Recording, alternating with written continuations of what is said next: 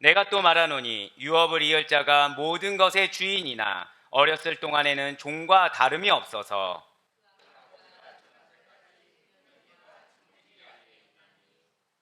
이와 같이 우리도 어렸을 때 이 세상의 초등학문 아래에 있어서 종노릇 하였더니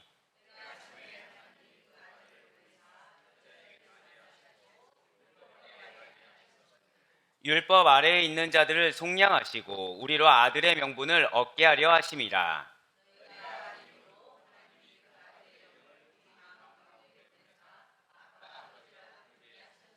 함께요. 그러므로 내가 이후로는 종이 아니요 아들이니 아들이면 하나님으로 말미암아 유업을 받을 자니라. 아멘. 할렐루야. 네, 무더운 날씨에도 불구하고 이렇게 주님을 사랑함으로, 그리고 주님께서 나에게 또 은혜를 예비하셨다는 사실을 믿는 믿음으로 말미암아 그 말씀을 사모하심으로 수요 은혜 예배 나오신 우리 모든 성도님들을 주님을 환영하고 축복합니다. 우리 좌우옆에 있는 분들한테 좀 두 번 인사할 거예요. 이렇게 먼저 인사하시면 좋겠습니다. 우리 정말 은혜 받으시다. 네. 여러분들 어렵게 이 자리에 나오신 줄 저는 알고 있습니다. 여러분들 어렵게 이 자리에 나왔는데, 이 자리에 어렵게 나왔는데 내가 은혜를 못 받고 간다, 그것만큼 어리석은 일이 없을 거예요. 어렵게 이 자리에 왔는데 내가 정말 깨달음이나 하나님의 음성을 듣지 못하고 간다, 그것만큼 마음 슬픈 일은 없다라는 것이죠. 그래서 우리 좌우옆에 있는 분한테 한 번 더 이렇게 인사하실 때 우리 반드시 얻어갑시다. 네, 정말로 저는 여러분들이 무언가를 얻어갔으면 좋겠다. 무언가를 여러분들의 삶 가운데 하나의 획기적인 이슈가 될 만한 그 기점이 되는, 뭐가 생각나십니까? 기점이라고 하니까, 예, 지금 40년 강화시대 때, 네, 2단계가 무엇이라고요? 신의 산 기착시기. 예, 그렇게 무언가 하나의 분기점이 될 만한 그러한 시간들이 이런 예배 때마다 있으면 좋겠다라는 항상 마음을 두고서 기도하고 있어요. 그 가운데 오늘도 역시 변함없이 여러분들이 주시는 하나님의 풍성한 말씀이 있다는 사실에 얼마나 감사한지 모르겠습니다. 네, 그렇습니다. 우리 이 시간에 갈라디아서, 복음의 진수 갈라디아서 강해로 은혜 받는 귀한 시간을 가지고 있어요. 특별히 그 가운데 오늘 말씀의 제목은 무엇입니까? 그리스도의 속죄 사역이라는 것이죠. 자, 여러분들도 잘 기억하시는 것처럼 지난주에, 예, 우리들은 무엇에 대해서 은혜를 받을 수가 있었습니까? 네. 야, 이제 패턴을 읽으셨군요. 네. 예. 근데 여기다 딱 써놨어요. 분명히 대답하신 분이 한 분은 있을 것이다 라고 해서, 그리스도와 합한 자로서 율법의 한시성, 그러니까 약속하신 그리스도가 오시기까지 율법은 기능을 다한다는 것과 율법의 그러한 제한성에 대해서 우리는 알아봤다라는 것이죠. 율법은 예수 그리스도께서 오시기 전까지 몽학 선생으로서, 초등교사로서의 역할을 감당한다라고 말씀을 드렸다는 거예요. 그런데 사도 바울이 그렇게 간곡하게 증거하고 있음에도 불구하고 율법의 종으로 아직까지 다시 되돌아가려는 갈라디아 교인들이 있었다라는 것입니다. 즉, 말씀이 전해지고 있는데도 이것이 누가 들어도 이해가 될 만한 말인데도 불구하고 여전히 고집을 버리지 않는다는 것이죠. 여전히 내가 마음속에 품고 있는 그 익숙한 행태를 따르고자 하는 죄악된 습성을 버리지 못한다라는 거예요. 사랑하는 여러분들, 오늘 말씀을 듣기에 앞서서 여러분들이 반드시 기억해야 될 것은 죄는 어떤 동기가 아니라는 것입니다. 무슨 말씀이냐면, 많은 분들이 어떤 죄된 성향으로 말미암아 우리가 악행을 저지르게 된다, 즉 이 죄된 성향이 하나의 동기라고 생각하는데 그런 것이 아니라는 거예요. 죄는 그냥 악 그 자체입니다. 죄는 그냥 사단의 도구, 멸망의 도구 그 자체가 되는 것이지, 어떠한 나의 연약함, 그런 성향, 이걸로 기인해서 우리의 행동으로 나오는 것이 아니라는 거예요. 이 마음 가운데 악이 있으면 입 밖으로 나오는 것이 무엇입니까? 악을 낼 수밖에 없다고 말씀하셨습니다. 사람이 그 마음에 심은 거 가지고 열매를 맺는다고 예수님께서 말씀하셨다는 것이죠. 그러니 우리 마음 가운데 고집이 있으면 무엇으로 나오겠습니까? 완고함만이 나오게 된다는 거예요. 하나님조차 없는 완고함이 나올 수밖에 없다는 거죠. 내 마음 가운데 나의 자존심이 있어요. 그럼 우리는 무엇만 나올 수밖에 없겠습니까? 나의 이기성밖에 드러날 수가 없다는 것입니다. 내 마음 가운데 내가 내놓지 못한 탐심이 있습니다. 그럼 뭐밖에 나올 수밖에 없다고요? 우린 대인명령에서 무엇을 배웠습니까? 살인. 결국 하나님을 적대하는 것밖에 나올 수밖에 없다는 것이죠. 탐심은 무엇이다? 하나님을 적대하게 된다는 거예요. 예, 그렇습니다. 이스라엘 백성들, 지금 그 중에서도 갈라디아 교회 교인들 같은 경우에서는 이 출애굽 당시에 이스라엘 백성들과 마찬가지로 여전히 마음 가운데 고집이 있었다라는 거예요. 예전에 익숙한 것으로 다시 회개하고자 하는 이 고집을 아무리 말씀이 들려도 지금 번복하지 않고 있다라는 거죠. 이것을 그래서 안타깝게 여긴 지금 사도 바울입니다. 그래서 사도 바울은 율법 아래에서의 신분과 그리스도 예수 안에서의 그 새로운 신분의 대조를 통해서 그리스도의 속죄 사역의 우월성을 증거합니다. 그리고 갈라디아 교회 성도들이 예수 그리스도 안에서 새롭게 획득된 하나님의 자녀됨의 은혜를 놓치지 말고 살아갈 것을 권면하고 있다라는 거예요. 네, 그렇습니다. 먼저 갈라디아서 4장 1절로 2절 말씀, 갈라디아 4장 1절로 2절 말씀 한번 보도록 하시겠습니다. 내가 또 말하노니 유업을 이을 자가 모든 것의 주인이나 어렸을 동안에는 종과 다름이 없어서 그 아버지가 정한 때까지 후견인과 청지기 아래에 있나니. 아멘. 지금 유업을 이을 자, 즉 상속자는 어렸을 동안에 마치 종과 같이 후견인과 청지기 아래에 있음을 지금 말을 하고 있어요. 자, 일반적으로 상속자는 아버지의 유업을 이을 자가 맞습니다. 그런데 그 상속자가 어느 성인이 되기 전이라고 생각해 보세요. 자, 지금 벌써 무엇이 생각나십니까? 지금 당시에 로마의 귀족들, 그 당시에 부유한 자들은 어렸을 때 자신의 자녀를 누구에게 맡겼다고요? 초등교사, 몽학 선생에게 맡겼습니다. 언제까지 그들에게 권한이 있다고 말씀드렸습니까? 자녀가 성인이 될 때까지. 자, 그런데 이 말씀을 들은 갈라디아 교회 교인들이 이것을 받아들였어요? 못 받아들였어요? 못 받아들이니까 역시 또 비슷하게 지금 사도 바울은 대조해서 이야기하고 있다라는 거예요. 즉 여러분들이 갈라디아 이 서를 읽을 때 생각나야 될 것은 대조입니다. 지금 사도 바울이 율법과 예수 그리스도 안에 있는 믿음을 대조하기 위해서 계속 설명하고 있구나, 이것은 계속 생각할 수 있어야 된다는 거예요. 마찬가지로 일반적으로 상속자는 마치 어린 자녀가 초등교사에게, 몽학선생에게 맡겨진 것처럼 아버지의 유업을 이을 자는 맞지만 그 자가 어렸을 때는 진정한 상속자로서의 역할을 감당하지 못한다는 것이죠. 로마의 관습법상 미성년자는 14세까지 그의 아버지가 지정한 후견인 아래에 있게 되어 있습니다. 그리고 제사는 14세까지 후견인 아래에 있는 다음에 제사는 25세까지 청지기가 대신 관리한다는 거예요. 즉 후견인이 없는 다음에도 계속해서 성인식을 치를 때까지는 초등교사의 그 권한 아래에 있다가 25세가 되면 청지기가 대신 관리하던 것을 온전히 이제 물려받아서 아버지의 유업을 상속받은 자로서의 역할을 온전히 감당하게 된다라는 것이죠. 즉 양육 후견인은 어린 상속자가 잘 성장할 수 있도록 양육과 보호를 담당하던 자를 지칭하는 거고요. 청지기는 상속자가 장성할 때까지 재산권을 대신 맡아 관리하던 자를 가리킨다는 것이죠. 자, 우리가 오늘날 교회의 중직자들이나 직분자들을 무엇이라 표현합니까? 청지기라고 표현합니다. 바로 이거예요. 청지기가 무엇입니까? 재산권을, 하나님의 재산을 대신 맡아 관리하는 자라는 것이죠. 즉 교회의 주인은 누구십니까?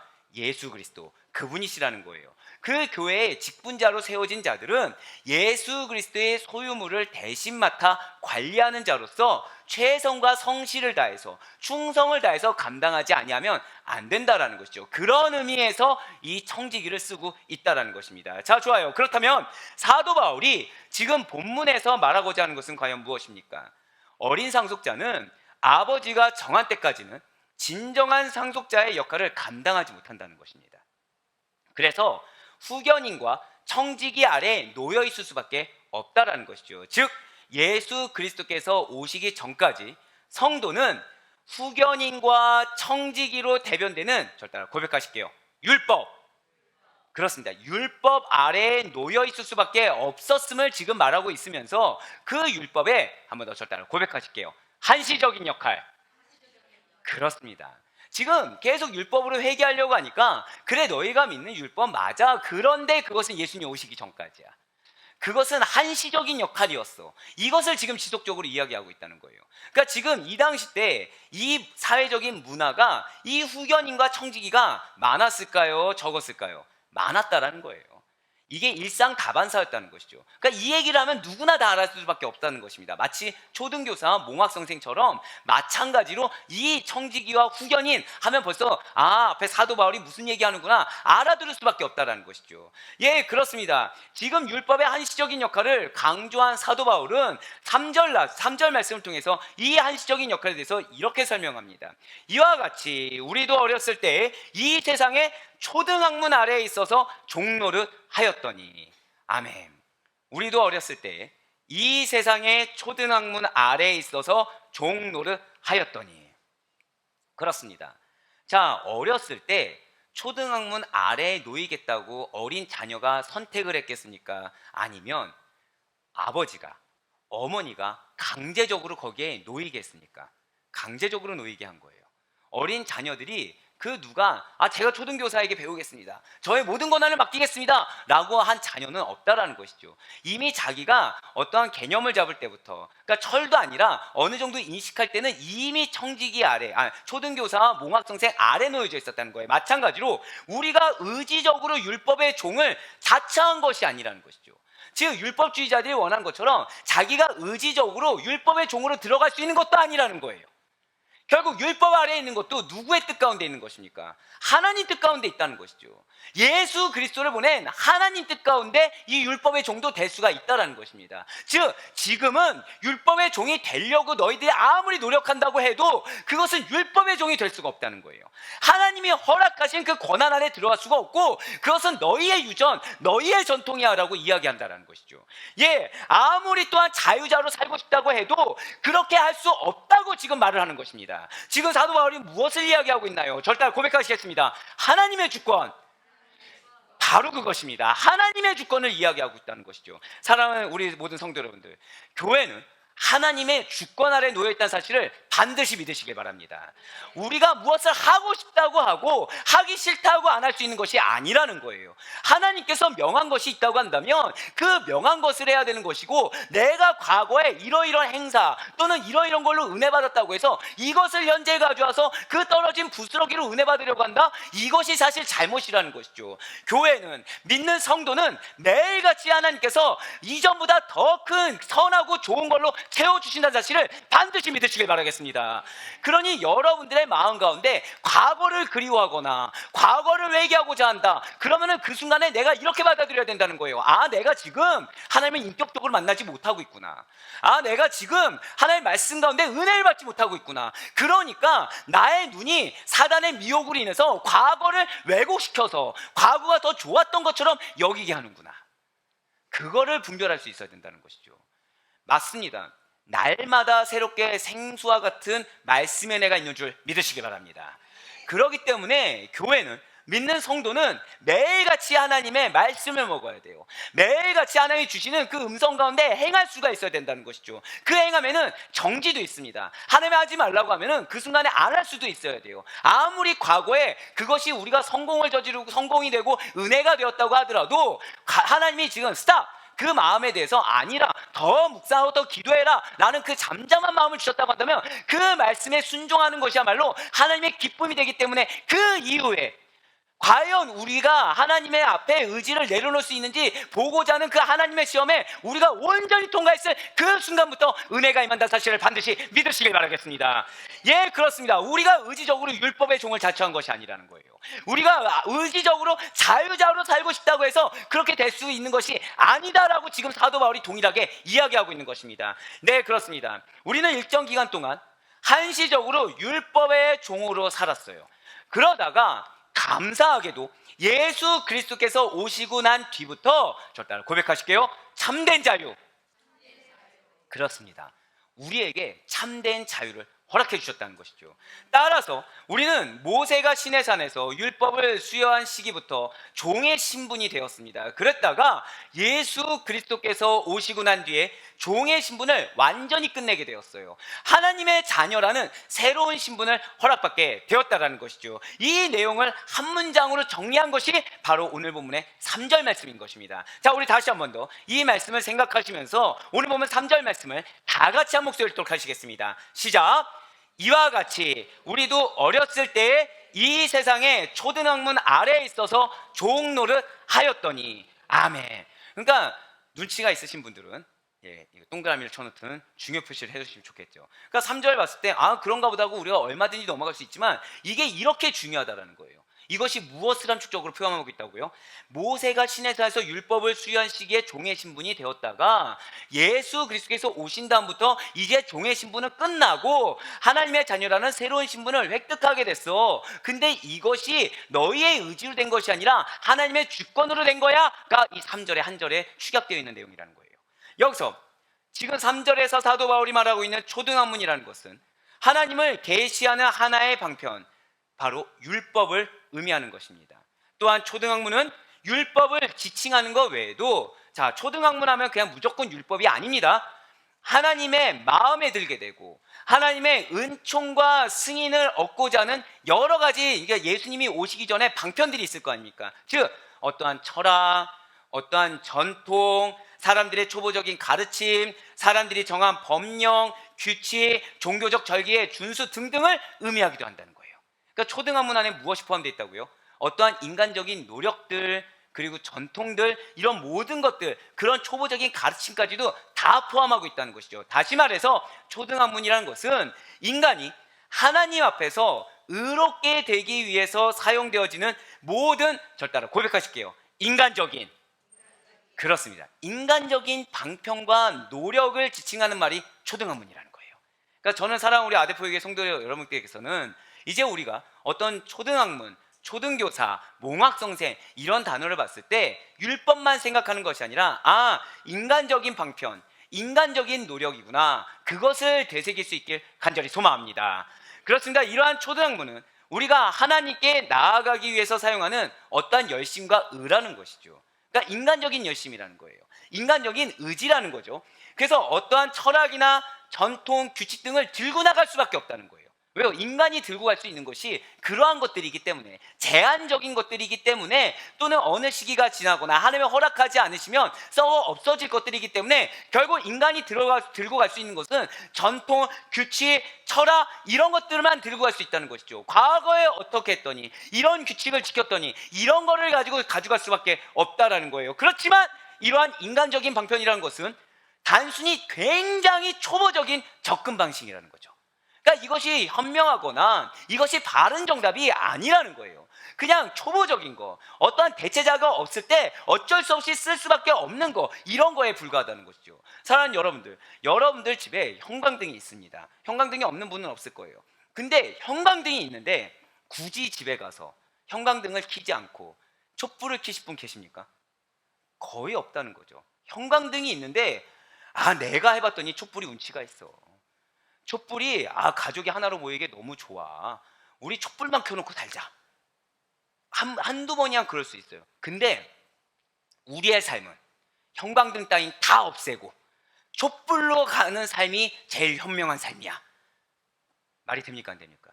율법주의자들이 그 얘기를 하고 있다는 거예요. 지금 형광등을 주셨는데, 가장 밝히 빛날 빛을 주셨는데, 굳이 그 빛이 없어서 어쩔 수 없이 썼던 양초 하나 들고 살자고, 이게 있어야 우리는 밝게 살 수 있다고 주장하고 있다는 것이죠. 그렇습니다. 인간적인 방편이라는 것은 여러분과 저를 하나님의 깊은 진리로 인도할 수가 없어요. 그러니까 우리가 예수 그리스도의 장성한 분량까지 이르러야 합니다. 믿으십니까? 그런데 이러한 장성한 분량까지 이르기 위해서 다른 게 필요한 게 아니라는 거예요. 얼마든지 여러분들의 감정을 동요시키거나 여러분들의 마음을 흡족하게 할 만한 퍼포먼스는 정말 많습니다. 아시다시피 저는 기획을 원래 했던 사람이기 때문에 어떤 행사를 하면 뭐가 좋은지 너무나도 잘 알고 있다는 거죠. 그렇지만 그런 것들은 촛불에 불과하다는 거예요. 어쩌다 한번 운치 있게 그래 과거에 이랬었지 라는 거 정도, 아니요 그 시간조차 아깝다는 것이죠. 우리의 형광빛은 무엇입니까? 예수 그리스도에 없어요. 우리에게 무엇이 있습니까? 말씀에 없다는 것이죠. 그래서 우리가 말씀 안에서 회복이 된다고 한다면 이미 그걸로 게임 셋이 된다는 거예요. 우리에게 필요한 것은 다른 것이 아니라 빛 대신 예수 그리스도, 그분이 우리에게 계시한 말씀으로 풍성함을 얻어야 되는 것이고, 그 말씀의 풍성함을 위해서는 나의 전존을 드릴 수 있어야 되는 것이지, 내가 과거에 익숙했던 거, 결국 누구의 니즈를 채우고 있는 것입니까? 하나님이 원하시는 대로 살고 있는 건가요? 아니면 사람 보기에 내 직성에 풀리기 위해서, 내 니즈를 채우기 위해서 과거의 것을 끌어들이는 것입니까? 내 직성이라는 거죠. 인간의 이기성이라는 것입니다. 그것을 주장해서는 안 된다라는 거예요. 예, 맞아요. 오직 예수 그리스도 외에, 오직 주님께서 주신 말씀 외에는 하나님께 나아가는 그 어떠한 모든 인간적인 방편이란 것이 초보적인 접근 방식에 불과하다. 결국 그것은 헛되고 제한성이 있다는 사실을 반드시 기억하시길 바라요. 그래서 예수님께서 우리에게 이렇게 명확하게 선언하지 않으셨습니까? 바로 요한복음 10장 9절의 말씀입니다. 내가 문이니. 자, 지금 뭐라고 말씀하셨어요? 예수님이 내가 문이다.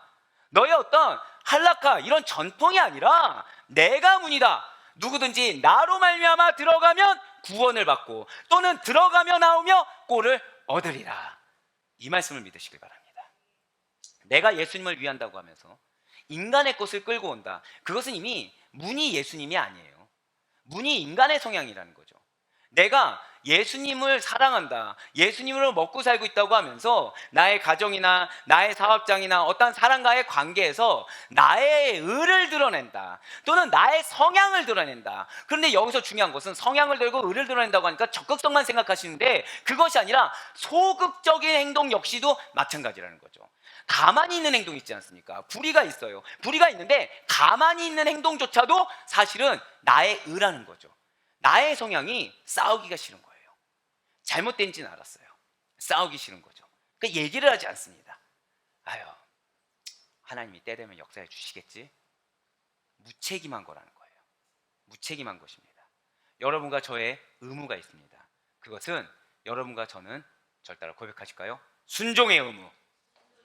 그렇습니다. 즉 이것이 무엇이냐면, 하나님이 여러분들에게 보여주셨을 때는 이유가 있다는 거예요. 하나님이 여러분들에게 거스르는 마음, 꺼리끼는 마음을 주셨을 때는 이유가 있다는 것이죠. 그 순간에 우리는 무엇을 해야 됩니까? 가장 먼저 기도해야 된다는 거예요. 뜨겁게 기도하는 가운데 여러분들의 입술을 열 수 있기를 간절히 소망합니다.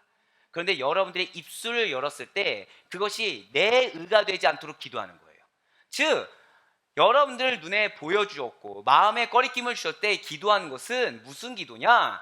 자기 포기, 자기 부인의 기도인 것입니다. 내 의가 아니라 하나님의 말씀으로 권면할 수 있게, 하나님의 말씀으로 증거할 수 있게 믿음의 담대함을 달라고 하는 기도인 것이지, 내가 이미 마음에 저건 아닌데 라는 생각하는 거예요. 내 남편 저렇게 하면 안 되는데, 내 아내 저렇게 하면 안 되는데, 내 자식이 지금 저렇게 살면 안 되는데 라는 내 생각만 가지고 접근해서 안 된다는 것이죠. 근데 목사님, 하나님이 마음을 주셨는데 그 순간 즉시로 나가서 말하는 게 큰 문제가 되겠습니까? 아니요, 문제될 건 없죠. 그 문제는 누구에게 있냐? 그 짧은 찰나의 순간에 연약한 나의 마음을 사단이 틈탈 수가 있다는 거예요. 그래서 기도로 무장해야 된다는 것이죠. 그래서 기도로 무장이 무엇입니까? 자기 포기, 자기 부인, 온전히 하나님의 말씀만을 증거할 수 있도록. 사랑하는 우리 모두 성도 여러분들, 어떠한 경우에서도 예수님보다 앞서지 않을 수 있는 우리가 되길 간절히 소망합니다. 예수님보다 앞선다는 게 어떠한 적극성만 의미하는 것이 아니라 나의 성향이 앞서가면 안 된다는 거예요. 나의 성향이 소극적입니까? 그럼 오히려 적극적으로 나가셔야 되는 것입니다. 내가 지금 싸우기 싫습니까? 오히려 그러면 싸움을 감수하고서라도 사랑의 언어로 표현할 수 있어야 된다는 거예요. 제가 방금 뭐라 표현했어요? 사랑의 언어가 나야 된다는 거죠. 여러분들이 누군가에게 권면하고 싶고 누군가가 변화되길 원하며 그 공동체가 변화되기를 원한다고 한다면 여러분들 마음 가운데 먼저 예수 그리스도의 사랑이 흘러 넘칠 수 있길 간절히 소망합니다. 저 따라 고백하실게요. 나의 가정은 하나님의 가정, 나의 공동체는 하나님의 공동체. 아멘. 이 사실을 믿으셔야 돼요. 그 가운데 나의 제한적인 사랑으로는 이곳을 변화시킬 수 없고 이 공동체를 품을 수 없지만, 나를 통해 하나님의 사랑이 역사되었을 때 모든 것이 변하지 않고서는 배길 수 없다는 사실을 반드시 믿으시길 바랍니다. 그런데 우리가 그렇게 예수님으로 말미암아 들어가면, 예수님으로 말미암아 나오면 우리가 무엇을 얻는다고요? 꼴을 얻는데요. 여러분들에게 은혜가 예비되었기 때문에 그러한 꺼리끼는 마음도 주시고 그걸 보게 하시며 그 가운데 마음 가운데 갈등을 주시는 줄 믿으시길 바랍니다. 갈등을 왜 주시겠습니까? 문이 두 개가 보이기 때문에 갈등이 보이는 거예요. 문이 하나만 있어요. 갈등할 이유가 있습니까? 선택 장애가 있을 수가 없죠. 문이 두 개가 있는 겁니다. 근데 머리로는 이 문인 걸 알겠어요. 근데 내 마음은 어디에 끌려요? 이 문이 끌리는 거예요. 이 문이. 이게 문제가 되는 거죠. 근데 여기서 우리 이제 기가 막히게 핑계를 댑니다. 이 문이 정답인 건 아는데 여기에 끌리는 거예요. 그럼 여기에 꼭 거스르는 사람이 존재하는 거죠. 이 사람 핑계 대고서 쓱 이쪽으로 가는 겁니다. 쓱 이쪽으로. 고개는 어디로 향해서요? 이쪽 문을 향해서. 자, 그러니까 사고가 생깁니까 안 생깁니까? 당연히 생기죠.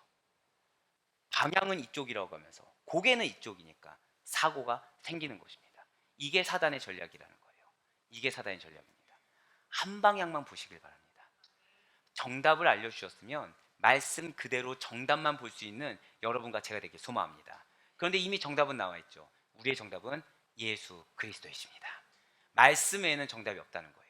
그래서 여러분들이 말씀의 확신이 없다고 한다면 잠잠하셔야 됩니다. 말씀의 확신을 주셨다고 한다면 담대해지셔야 돼요. 우리는 예수님께서 내가 예수님으로 말미암아 먹고 살면 나에게 가장 선하고 합당하고 좋은 것으로 채우실 것이라는 믿음의 확신이 반드시 있어야 하는 것입니다. 이것은 믿음이 좋은 자만 생기고 믿음이 없는 자는 생길 수 없는 그러한 것이 아니라는 거예요. 믿는 성도라고 한다고 한다면 주님께서 나에게 가장 선한 것을 주신다. 아멘?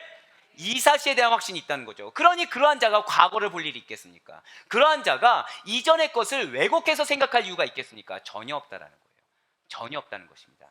여러분들, 후회가 없는 삶을 살길 간절히 소망합니다. 우리 믿는 자들은 후회가 있는 삶이 아니라 소망으로 기대하는 삶이라는 거예요. 하나님이 과연 나를 통해 어떻게 역사하실 것인지, 하나님이 나를 통해 어떻게 채워주실 것인지, 그것이 내 마음이 비록 썩어 문드러지고 눈물이 나고 슬프고 괴로울지언정 그런 나의 괴로움을 통해서 하나님이 가장 선한 것으로 채워준다. 그것만큼 감사가 어디 있겠습니까? 우리가 고3 수험생이 괴로운 시간을 보내서 만약에 정말 자기가 원하는 비전으로 따라 나아간다고 한다면 그것이 괴로움의 시간이겠습니까? 소망의 시간이겠습니까? 소망의 시간이라는 거예요. 맞습니다. 진정으로 자신의 비전이 확실한 친구들은 다릅니다. 괴로워하지 않아요. 하나도 더 하려고 합니다. 그 시간이 기쁘다는 것이죠. 마찬가지예요. 여러분들 통해 제가 정말 감사한 것은 아시는 분은 아시겠지만 인간적으로는 괴로움의 시간을 보내지만 기대가 되는 거예요. 과연 이 말씀을 통해서 무엇을 주실까? 와, 나를 얼마나 성장시키시려고 우리 사랑하는 성도님들을 죄송합니다. 마루타 삼으셨을까? 이게 그냥 좋은 것만 쫙 순수하게 먹으면 좋겠는데 설교가 이렇게 와 대단하시다. 근데 저도 기대가 된다는 거예요. 과연 또 이 말씀을 먹는 여러분들은 또 얼마나 성장하실까? 이전과 달라지셨어요, 여러분들. 이전에는 3, 40분도 지루하셨는데 지금은 1시간 10분을 해도 전혀 지루하지 않는다는 것이죠. 맞습니다. 저는 여러분들 덕분에 괴로움의 시간이 아니라 은혜의 시간을 보내고 있습니다. 여러분들 역시 마찬가지라는 거예요. 여러분들이 갖고 있는 지금 고난처럼 보이는 시간, 인내처럼 보이는 시간, 괴로움처럼 보이는 시간은 사실은 제가 고백하실게요. 소망의 시간. 그렇습니다. 소망의 시간인 줄 믿으시길 바랍니다. 이것을 믿기 위해서 누구만을 통해야 된다고요? 예수님만을 통해야 된다는 거예요. 예수님 지금 그 말씀하시는 것입니다. 너희가 나로 말미암아 살아야 돼. 너의 출입이 나로 말미암아야 돼. 왜 자꾸 너가 끼어들어? 왜 자꾸 세상에 끼어들어? 그걸로는 좋은 꼴을 먹을 수가 없어. 그걸로는 인간적인 눈에 따른 고통과 괴로움뿐이야. 하지만 그것이 소망이 되기 위해서는, 좋은 꼴을 먹기 위해서는 오롯이 100% 나아야 된다고 지금 말씀하고 계시다는 것이죠. 진실로 우리들 편에서, 인간의 입장에서 하나님께 나아가려고 하고 무언가 응답되려고 하는 모든 방편을 포기할 수 있는 여러분과 제가 되길 간절히 소망합니다. 대신에 우리를 위해 하나님 편에서 놓아주신 다리, 오직 예수 그리스도만을 통해서 오직 믿음으로, 오직 확신으로, 신뢰로, 기대로 굳건하고 담대하게 하나님께 나아갈 수 있는 우리 모든 아르포이교회 성도님들 될 수 있길 간절히 소망합니다. 그래서 이러한 예수 그리스도에 대해서 사도 바울이 4절과 5절 말씀을 통해서 이렇게 증거하고 있다는 거예요. 오늘 보면 4절과 5절의 말씀입니다. 때가 참에 하나님이 그 아들을 보내사 여자에게서 나게 하시고 율법 아래에 나게 하신 것은, 자 5절 이게 너무 중요하죠. 율법 아래에 있는 자들을 속량하시고 우리로 아들의 명분을 얻게 하려 하심이라. 아멘. 예수 그리스도를 왜 율법 아래에 나게 하셨다고요? 율법 아래에 있는 자들을 속량해 주기 위해서. 예, 하나님께서 작정하신 때가 차니까 당신의 아들을 죄인들에게 보내셨습니다. 분명. 그런데 그 당신의 아들을 죄인들에게 보내신 이 죄인들이 어떤 존재입니까? 자신에게서 나온 피조물들이 창조주를 거역했다는 거죠. 창조주를 대적했다라는 거예요. 그럼에도 불구하고 하나님께서는 당신의 시간표에 이런 배은망덕한 녀석들하고서 그걸 빼버린 것이 아니라 예수 그리스도를 이 땅에 보내신 사건을 넣어주셨습니다. 그리고 그리스도를 맞이할 수 있도록 세상을 준비시켜 주셨다는 거예요. 사실 예수 그리스도께서 율법 아래서 나실 이유는 하등없다라는 것이죠. 왜이겠습니까? 그리스도께서는 본래 성자 하나님으로서 율법의 수여자, 즉 율법을 인간들에게 주시는 분이시지 우리 인간들처럼 율법을 준행해야 될 자가 아니라는 거예요. 자, 이렇게 생각하시면 좋을 것 같아요. 마치 선생님이 어떠한 자입니까? 숙제를 해야 되는 자입니까? 숙제를 내시는 분입니까? 숙제를 내시는 분이잖아요. 그런 숙제를 해야 하는 학생이 아닙니다. 선생님은 숙제를 내는 게 자신의 직분이지 숙제를 대신하는 자가 아니라는 거죠. 그런데 예수님께서는 마치 자신이 숙제를 해야 되는 것처럼 감당해 주셨다는 거예요. 다만 왜 그러셨습니까? 그리스도께서는 절대 고백하실게요. 나를 위해서 율법에 순종하셨다는 거죠. 나를 위해서 인간의 죄된 숙제를 감당해 주셨다는 거예요. 진실로 예수 그리스도께서는 각종 율법의 규들을 온전히 지키셨습니다. 그럴 뿐만 아니라 죄와 허물이 없으시며 완전하신 자신의 육신을 십자가 제단에 하나님께 산 제사로 드림으로 말미암아 구약 율법이 요구하는 모든 것을 완벽하고도 완전하게 이루어 주셨습니다. 할렐루야! 왜 할렐루야를 외쳤을까요? 이로 말미암아 그리스도 안에 있는 우리가 율법의 정죄로부터 완전한 자유함을 얻게 되었기 때문이라는 것이죠. 이러한 놀라운 은혜에 대해서 사도 바울이 이렇게 감격해서 선포하고 있다는 거예요. 로마서 8장 1절과 2절의 말씀입니다. 그러므로 이제 그리스도 예수 안에 있는 자에게는 결코 정죄함이 없나니 이는 그리스도 예수 안에 있는 생명의 성령의 법이 죄와 사망의 법에서 너를 해방하였음이니라. 아멘. 그렇습니다. 그리스도 예수 안에만이 생명의 법이 있다는 사실을 믿으시길 바라요. 생사화복을 누가 주장하십니까? 하나님이 주장하세요. 예수님께 생명이 있어요. 예수님께 온전한 평강이 있는 것이고 예수님께 치유와 회복이 있다는 사실을 믿으시길 바랍니다. 인간의 것으로는 우리의 이 상처받은 마음을 회복할 수 없어요. 인간의 것으로는 죄송하지만 우리 역시도 가해자입니다. 누군가가 나 때문에 마음이 어렵다는 것이죠. 그러면 나는 가해자인 줄 몰랐어요. 상대는 피해자가 됐습니다. 이 피해자가 자신은 피해자라고 하는데 우리한테 가해자라고 우리한테 얘기했을 때 우리는 그 사람의 마음을 이해를 못하는데 어떻게 그 사람을 회복시켜 줄 수 있겠습니까? 내 방법으로는 안 된다는 거예요. 인간적인 방법으로는 안 된다는 거죠. 이거는 부부 간에서도 마찬가지고 부모 간의 관계에서도 마찬가지입니다. 그러면은 아버지 어머니도 이해할 수 없는 나의 억울함, 배우자도 이해할 수 없는 나의 속상함, 자녀도 이해할 수 없는 나의 억울함을 누가 알아주신다는 말입니까? 예수님밖에 없다는 거예요. 그 예수님 안에 있는 생명의 법만이 나로 하여금 생명이 회복되게 된다는 것이죠. 나로 하여금 회복되고 치유되고 다시 한 번 더 강건케 해주신다는 거예요. 어디 안에서요? 예수님 안에서. 예수님 안에 있는 정확한 생명의 법이 우리를 죄와 사망의 법에서 해방하게 하여서 우리로 하여금 참된 자유를 주고 참된 회복을 주며 참된 치유함을 주신다라는 것입니다. 율법 아래 있는 우리들을 구원하여 주셨어요. 우리로 하여금 아들의 명분을 얻게 하셨다는 것이죠. 따라서 성자 하나님의 성육신이라는 것은 인간의 죄를 속량하시고 그들에게 아들의 명분을 주시기 위해서 필수적으로 요청되는 일이었던 것입니다. 그렇습니다. 예수님의 성육신은 바로 이러한 이유 때문에 인간의 구원을 위한 필수 조건이에요.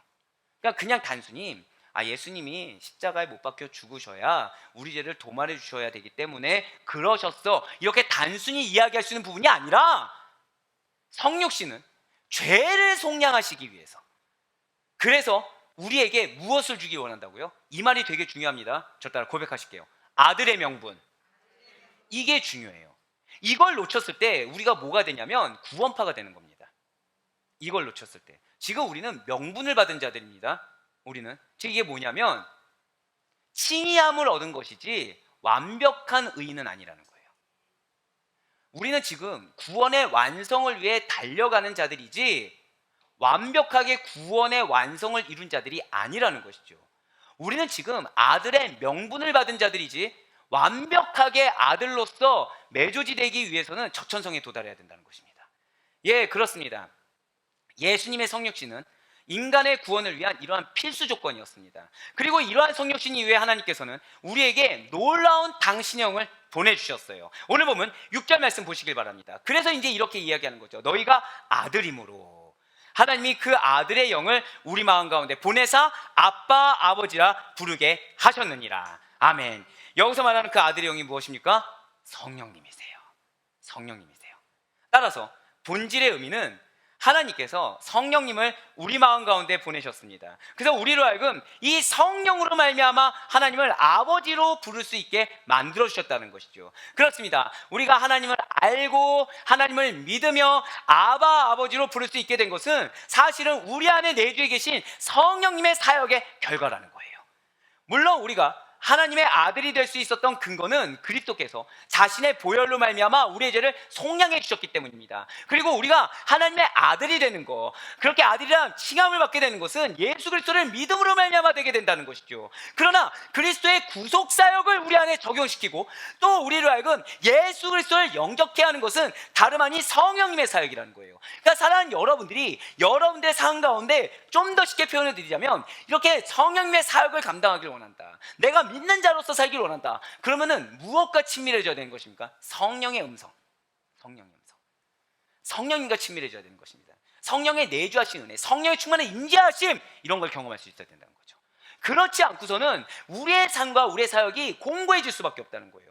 성령님으로 말미암아 힘을 얻을 수가 없다 보니까 그분의 역사를 내가 경험할 수도 없고 그분이 나를 지금 어떻게 인도하길 원하는지 내가 분별조차 안 되기 때문에 무엇을 해도 동기부여가 안 되는 거죠. 제가 지금 방금 뭐라 표현 드렸습니까? 무엇을 해도 동기부여가 안 된다는 표현을 드렸습니다. 지금 무슨 말씀이냐? 우리가 교회를 섬기면서 그런 경우를 허다하게 봅니다. 열심히 사역을 감당해요. 하다 보면 이제 슬슬 열정이 식어집니다. 열정이 식어지고 이제 익숙해져요. 그러면서 어떤 감사보다 눈에 부조리가 보이기 시작합니다. 영혼들이 이제 보이기 시작해요. 좋은 영혼이 아닙니다. 이 사람은 이게 문제, 이 사람은 이게 문제, 이 사람은 이게 문제. 사랑하는 여러분들, 성령의 음성을 듣길 바라요. 매일같이 여러분들의 가정이 충만해지길 원하시고 여러분들이 속한 직장이 충만해지길 원하시며 여러분들이 속한 교회 공동체가 충만해지길 원하신다. 여러분들이 먼저 성령님과 친밀하게 소통할 수 있길 간절히 소망합니다. 즉 내가 지금 성령님과 소통하지 않으면 우리는 필연적으로요 무방비로 노출되게 돼요. 누구에게요? 사탄에게. 사탄은 거짓의 영입니다. 사탄은 불신의 영입니다. 사탄은 정죄의 영입니다. 그래서 왜곡되게 보게 합니다. 맞게 볼 수도 있어요. 근데 불신하게 합니다. 그리고 정죄하게 합니다. 나를 누가 그 공동체로 보내셨죠?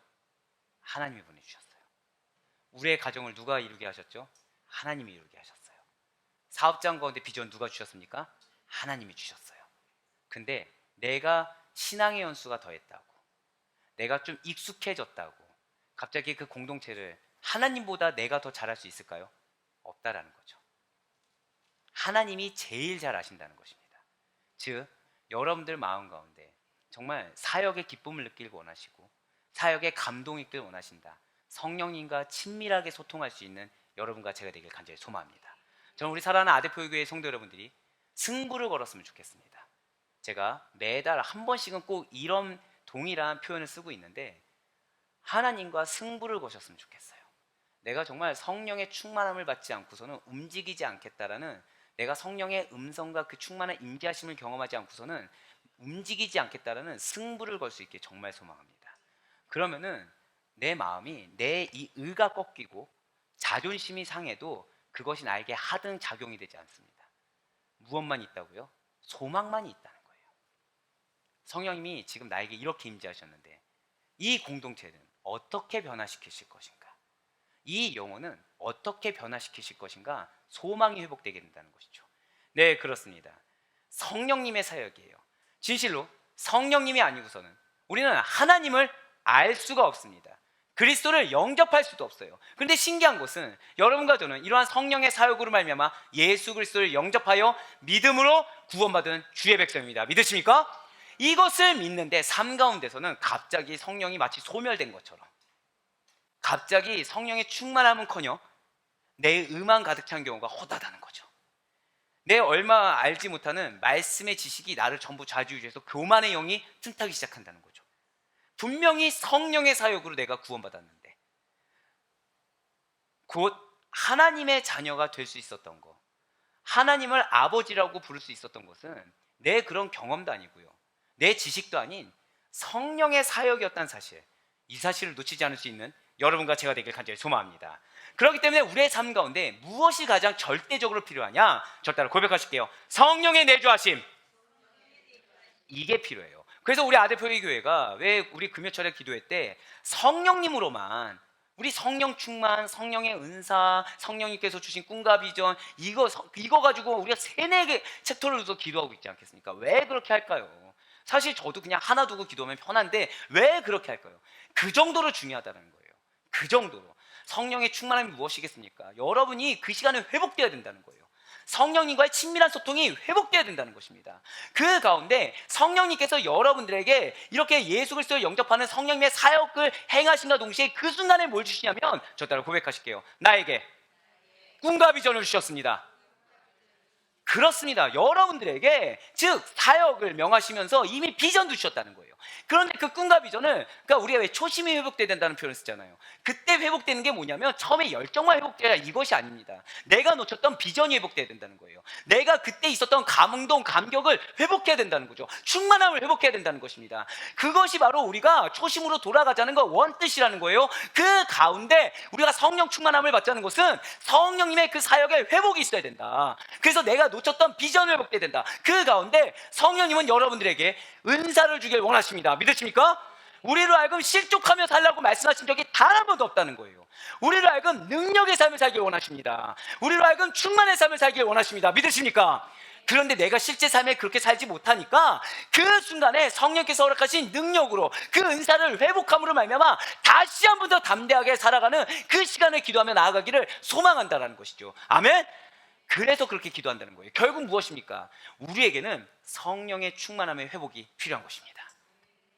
그래서 성령의 내주하심, 그 충만한 은혜 가운데 우리가 거할 수가 있어야 된다는 거예요. 그렇다면 도대체 누가 진정한 하나님의 자녀란 말입니까? 도대체 우리가 아들의 영을 그렇게 받은 것을 어떻게 구분할 수가 있단 말입니까? 분명 성령님은 눈에 보이지가 않아요. 예, 좋아요. 성령 충만함을 받아야 된다 말씀드렸습니다. 초심이 회복된 것이 무엇이라고 말씀드렸어요? 비전이 회복돼야 된다 말씀드렸습니다. 성령님께서 우리에게 주시고자 원하시는 능력과 은사를 받아야 된다고도 말씀을 드렸어요. 그러면 그렇게 우리가 회복된 거의 증거, 성령님이 나를 통해 역사한 증거, 그것을 우리가 과연 어떻게 할 수 있냔 말이죠. 성령님은 눈에 보이지 않아요. 그렇기 때문에 누가 하나님의 자녀인지를 도무지 분간할 수가 없다는 것입니다. 그런데 이것을 분간할 수 있는 근거가 있다는 거예요. 그것은 그들의 마음속에, 저를 따라 고백하실게요. 참된 믿음과 주님의 사랑, 바로 그겁니다. 정말로 참된 믿음이 있는지, 주님의 사랑이 있는지, 그 마음속에 있는지 그것을 알아보는 거예요. 그래서 이에 대해서 예수님께서 이렇게 말씀하신 것입니다. 요한복음 5장 16절과 17절의 말씀이 그러해요. 그러므로 안식일에 이러한 일을 행하신다 하여 유대인들이 예수를 박해하게 된지라. 예수께서 그들에게 이르시되 내 아버지께서 이제까지 일하시니 나도 일한다 하시매. 아멘. 여러분들이 너무 잘 아는 말씀입니다. 안식일에 병 고치는 것이 옳지 못하다라고 유대인들이 박해를 했습니다. 물어본 것도 아니에요. 그냥 정죄했어요. 그러니까 예수님께서는 병자를 고치고 나음을 얻게 하여 구원에 이르게 하셨다는 것이죠. 그렇습니다. 참된 믿음의 사람은 사람의 말에 흔들린 자가 아니라는 거예요. 참된 믿음의 사람은 인간의 그 전통의 프레임에 갇힌 자가 아니라는 것이죠. 그렇다고 해서 우리가 형틀을 깨부숴야 된다, 틀도 없어야 된다 뜻이 아닙니다. 하나님의 말씀 가운데 성령의 인도하심을 받아 하나님께서 나에게 무엇을 원하시는지, 무엇을 기뻐하시는지를 알고 불쌍한 영혼들에게 절대 고백하실게요. 새 생명을, 바로 그겁니다. 새 생명을 증거하는 일, 그들로 하여금 새 생명을 얻게 하는 일에 최선을 다한다는 거예요. 내가 좀 슬프더라도, 내가 좀 더 괴롭더라도 그것은 중요한 게 여기지 않습니다.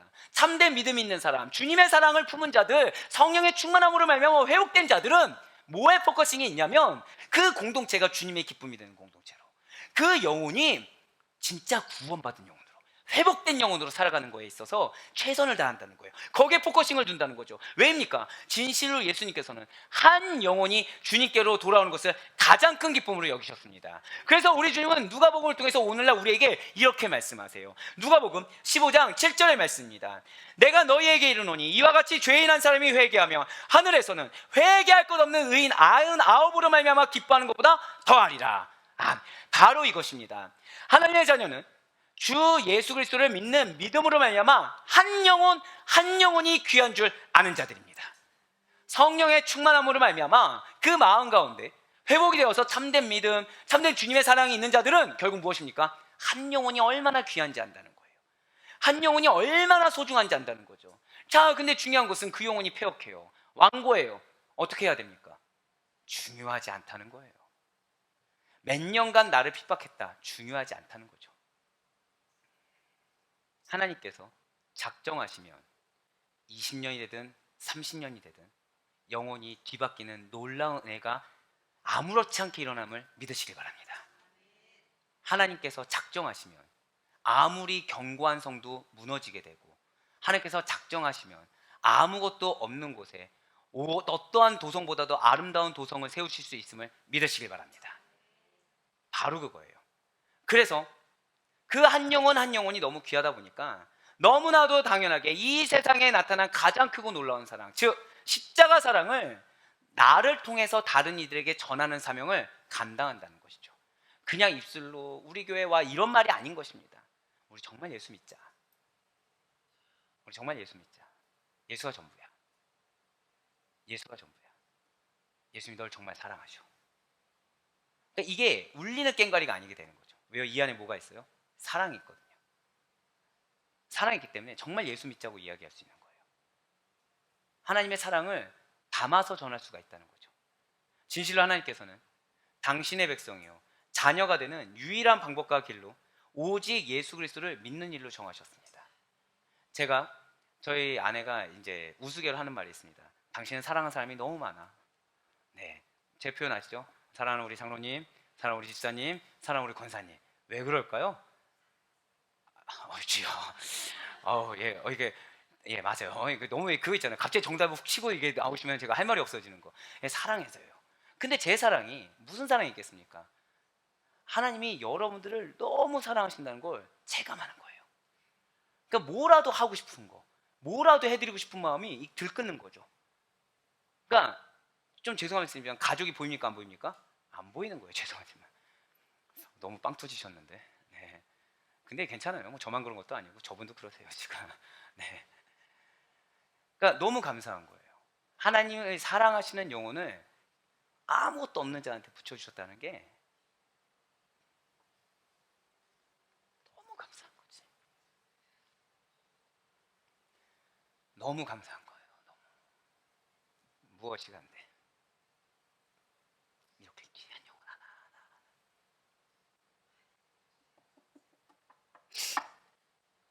정말 감사합니다. 함께 해주셔서 너무 감사합니다.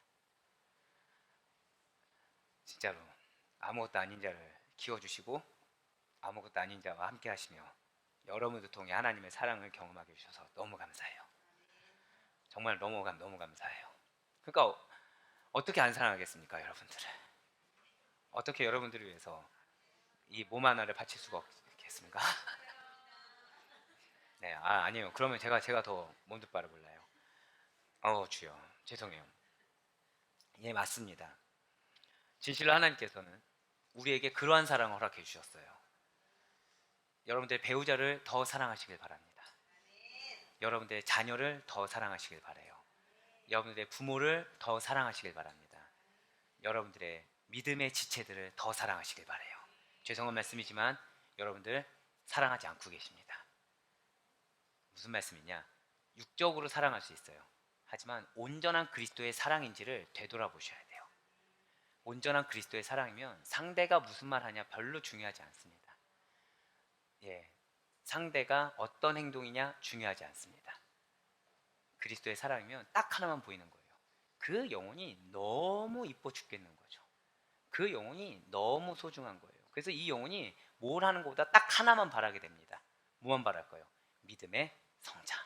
함께 손잡고 가는 거. 이것만 바라게 된다는 거예요. 그렇습니다. 예수 그리스도를 믿는 사람에게는 하나님의 자녀가 되는 권세를 주셨기 때문에 그 권세를 받은 자들에게는 저를 따라 고백하실게요. 그리스도의 사랑. 그리스도의 사랑을 품을 수밖에 없다는 거예요. 우리는 보혈의 빚진 자라고 말씀을 드렸습니다. 즉 보혈이 누구의 피입니까? 주님의 피를 덧입었잖아요. 주님의 피 왜 흘리셨죠? 우리를 사랑하셔서 피를 흘리셨잖아요. 그 사랑을 덧입은 자들이라는 거예요. 덧입었는데 어떻게 그 사랑을 놓치고 살겠습니까? 예, 맞습니다. 율법에 매여서 종의 신분으로 살았던 죄인들은 예수 그리스도를 믿는 믿음으로 말미암아 하나님의 아들이 되는 새로운 영적 신분을 얻게 되었을 뿐만 아니라 하나님으로부터 유업을 이어받게 되는 놀라운 은총의 주인공이 된 것입니다. 할렐루야! 그래서 사도 바울이 이 놀라운 은혜와 그 사랑에 감격하여서 이렇게 선포하고 있다는 거예요. 오늘 보면 마지막 말씀인 7절 말씀입니다. 그러므로 내가 이후로는 종이 아니요 아들이니 아들이면 하나님으로 말미암아 유업을 받을 자니라. 아멘. 지금 여기서 유업을 받을 자는 상속자를 말하고 있어요.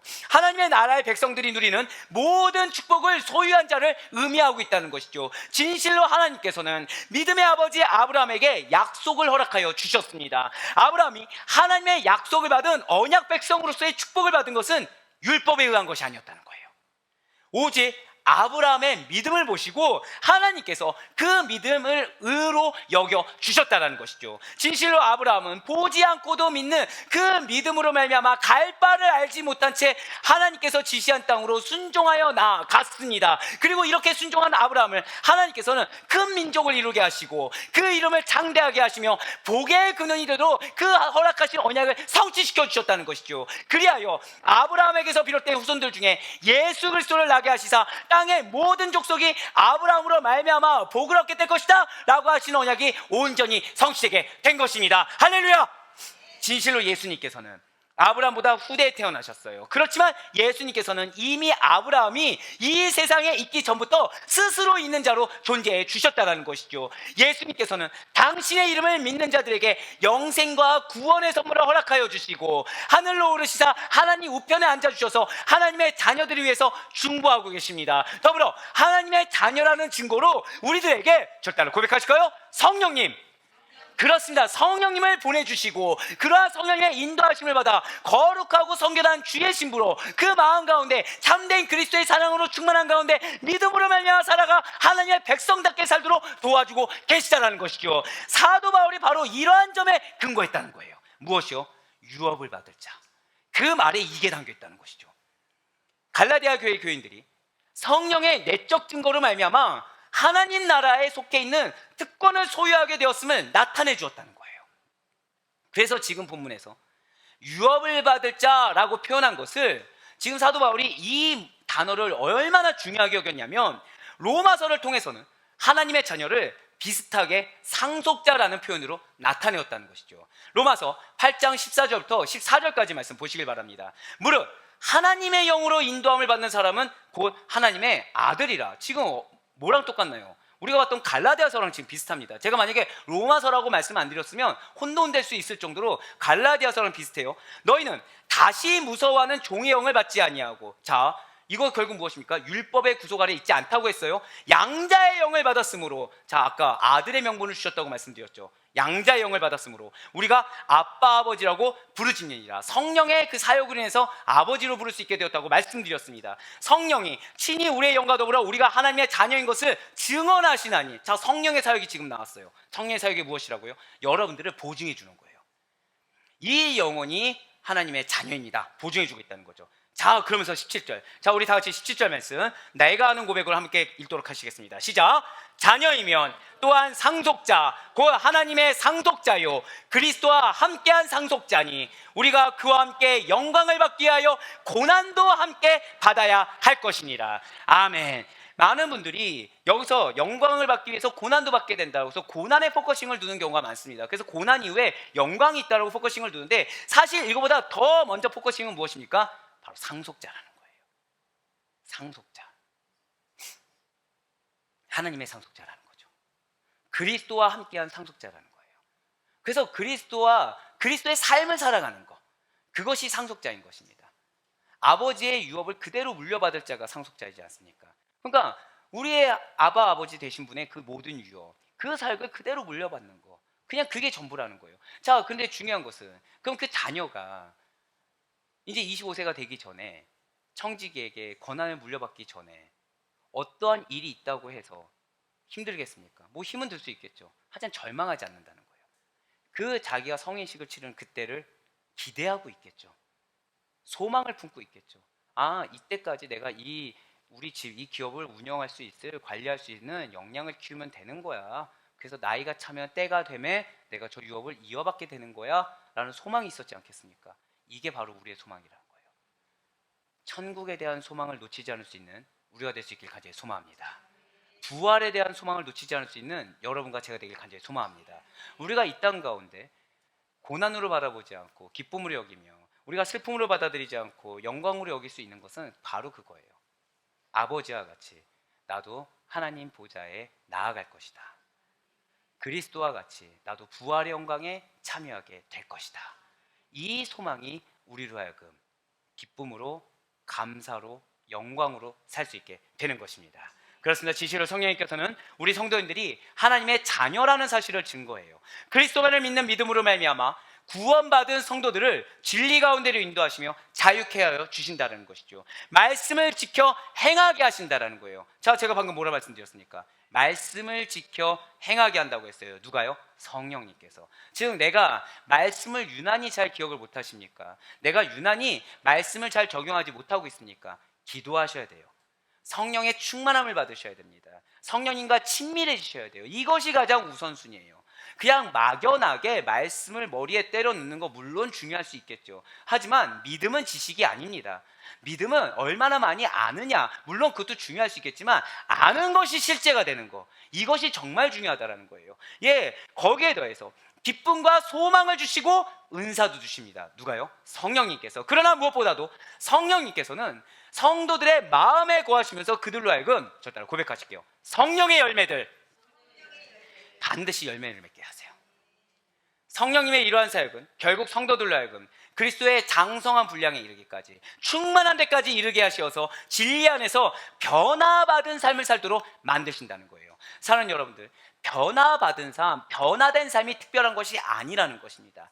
당연한 거라는 거예요. 오히려 그리스도인인데 변화되지 않고 어떤 사람의 성격이나 성품, 그 인간적인 면모가 드러나고 있다. 기도해야 된다는 거예요. 왜요? 변화가 당연한 건데 변화되지 않았다. 지금 무엇을 거부하고 있는 거예요? 성령님을 거부하고 있다는 거예요. 성령님을 거부하니까 그러한 영혼의 입에서 나온 거 당연히 악이죠. 당연히 죄된 성향이 나오죠. 그걸로 왜 저 사람은 저럴까라고 생각해서는 안 된다라는 거예요. 아, 지금 내가 저분 성령의 충만함을 위해서 기도해야 되는 거구나. 자, 뭐를 위해서 기도하라고요? 저분이 우리는 막 하나님 인격적으로 만나세요? 그거보다 지금 내주하신 성령님과 친밀하게 교제하도록, 기도가 회복되도록. 믿지 않는 분이에요. 그럼 어떻게 해야 돼요? 하나님의 사랑을 체감하도록. 누구를 통해서? 나를 통해서. 이게 기도 제목이라는 거예요. 지금 간단하게 말씀드렸습니다. 모른다고 하실까봐 간단히 말씀드렸어요. 믿는 자인데 인간의 성향이 드러나고 있어요. 믿는 자인데 쉽게 말씀드리면 믿는 자답지 않는 모습이 나와요. 그럼 어떻게 하라고요? 기도가 성령님과 친밀해지도록, 성령의 충만함을 입을 수 있도록, 성령의 음성 가운데 거할 수 있도록, 믿지 않는 분 하나님의 사랑을 느낄 수 있도록, 하나님을 만날 수 있도록. 누굴 통해서? 이거는 나를 통해서. 나를 통해서. 왜요? 하나님 나로 하여금 보게 하셨기 때문에. 바로 이거라는 거예요. 저는 하나님은 정말 놀랍다고 생각하고 있습니다. 하나님은 정말 여러분들을 사랑하세요. 예, 귀 있는 자는 들을지어다.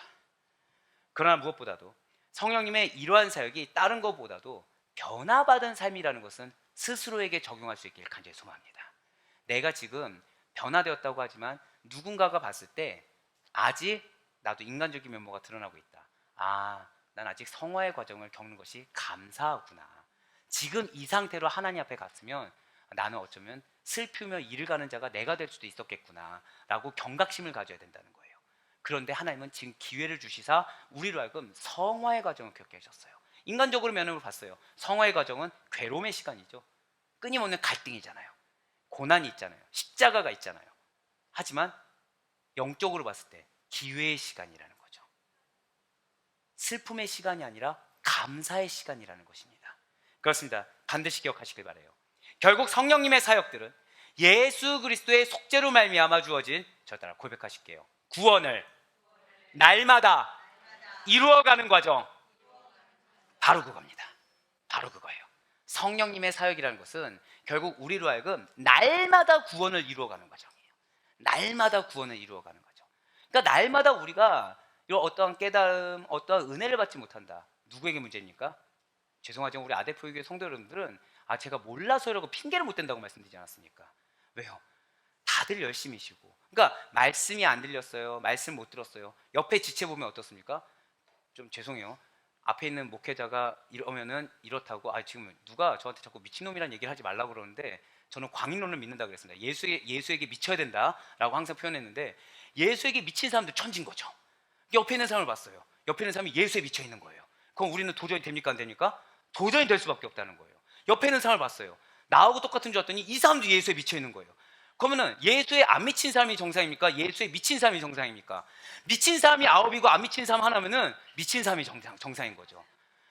핑계 댈 수가 없다는 거예요. 근데 더해서 지금 계속 놀래고 있어요. 제 원래는 필사를 이렇게 빨리 마무리를 지으신 분들이 늘어날 줄 몰랐습니다, 사실은. 네. 근데 괜찮아요. 지금 여러분들 압박하는 게 아닙니다. 우리의 기간은 몇 년이요? 2년. 아까도 그 청년 지금 엄마한테 전화하는 거 옆에 들었는데 2년 안 남았어요. 지금 1년 한 5개월 정도 맞나요? 1년 5개월 남았습니다. 그 안에만 하시면 된다는 거예요. 아니면 최소한 우리 출애굽기 지금 특세 몇 년이에요? 1년 중에 지금 한 7개월, 8개월 정도 남았네요. 8개월 정도 남았으니까 그 기간 동안 하시면 됩니다. 너무 열심히신 거죠. 핑계 댈 수가 없다는 거예요. 즉 성령님의 사역에 있어서 내가 매일같이 구원을 이루어가는 과정을 나는 잘 모르겠습니다, 우리는 핑계댈 수가 없다는 것이죠. 언제나 말씀에 충만한 가운데, 그리고 믿음의 동역자들로 인해서 선한 본을 받고 도전을 받을 수 있는 여러분과 제가 되길 간절히 소망합니다. 예수 그리스도로 말미암아 단번에 이루어진 구원은 한결같은 능력으로 여러분과 저의 삶에 영향을 미치고 있어요. 내가 느끼든 느끼지 못하든 항상 선한 영향을 여러분과 저에게 주고 계시다는 것이죠. 그리고 성령님께서는 우리가 성화의 과정을 거쳐서 저 구원의 완성에 다다르도록 지금 이 순간에도 우리에게 문을 놓고 계시고 음성을 주시며 임재하신 가운데 우리의 마음을 주장하시고 도와주고 계시다는 사실을 반드시 믿으시길 바랍니다. 자, 우리 아데포의 교회 성도 여러분들, 지금 사도 바울은 갈라디아 교회 성도들이 율법의 종으로 회개하여 하나님께서 이미 허락하신 은혜에서 멀어지는 일이 제발 없도록 지속적으로 이렇게 권면하고 있어요. 그들이 알아들을 말로 권면하고 있습니다. 그는 그리스도의 속죄 사역을 인해서 예수 그리스도 안에서 구원받은 백성답게 새로운 삶이자 변화된 삶으로 나아가는 것만이 하나님이 주시는 은혜가 헛되지 않게 됨을 너무 잘 알고 있었다는 거예요. 간단하게 여러분들이 변화되는 그 삶이야말로 하나님이 여러분들에게 주신 은혜가 헛되지 않는 것을 하나님 앞에 영광 올리는 거예요. 내가 하나님께 영광 어떻게 올리는지 모르겠습니까? 내 삶이 변화되면 돼요. 내 인격이 변화되면 된다는 것이죠.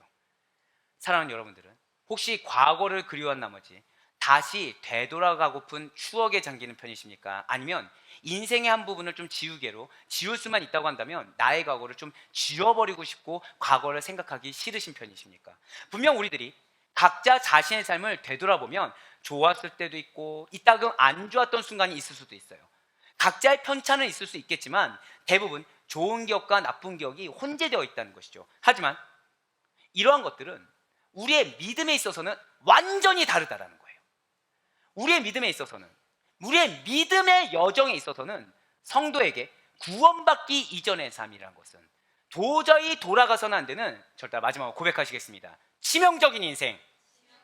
맞습니다. 그러니까 우리 입에서 제일 나오지 말아야 될 것이 내 성격이 원래 어땠는데, 이게 가장 어리석은 말입니다.